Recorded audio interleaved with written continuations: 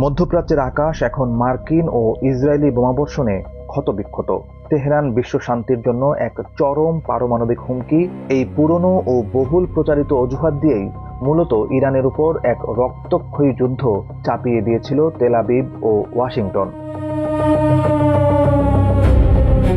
কিন্তু middle east আইয়ের এক সাম্প্রতিক প্রতিবেদন অনুযায়ী ইরানের এই তথাকথিত হুমকি ছিল আসলে একটি সুপরিকল্পিত ও ঐতিহাসিক মিথ্যা। আর বর্তমানে সেই প্রাতিষ্ঠানিক মিথ্যার অকাট্য প্রমাণ এখন পুরো বিশ্বের সামনে উন্মোচিত। বিগত কয়েক দশক ধরে ইসরায়েলি প্রধানমন্ত্রী বেনিয়ামিন নেতানিয়াহু বিশ্বমঞ্চে দাবি করে আসছিলেন যে ইরান পরমাণু অস্ত্র তৈরির একেবারে শেষ প্রান্তে পৌঁছে গেছে। এই কাল্পনিক ভয় ছড়ানোর মূল উদ্দেশ্য ছিল যুক্তরাষ্ট্রকে সরাসরি তেহরানের বিরুদ্ধে একটি বড় সামরিক আগ্রাসনে টেনে আনা।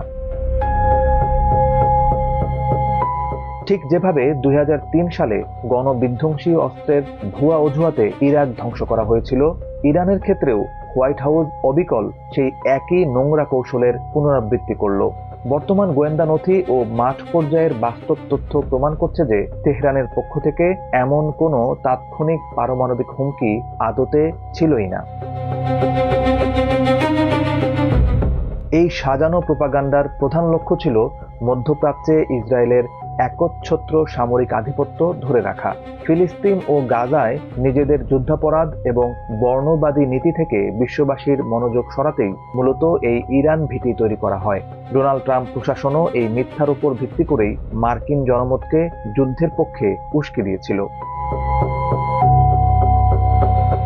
শেষ পর্যন্ত এই সাম্রাজ্যবাদী মিথ্যার খেসারত দিতে হচ্ছে কোটি কোটি সাধারণ মানুষকে, যার ফলে পুরো বিশ্ব আজ এক অর্থনৈতিক ও মানবিক বিপর্যয়ের মুখোমুখি।